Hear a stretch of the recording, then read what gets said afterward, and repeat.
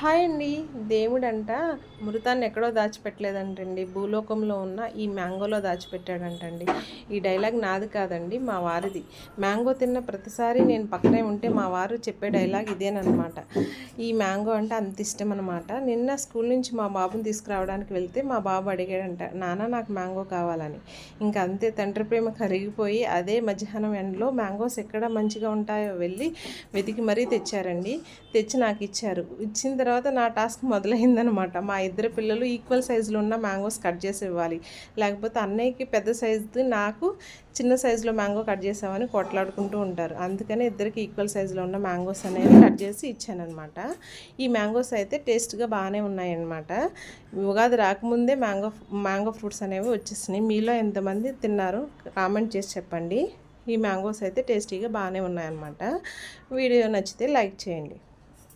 Thank you.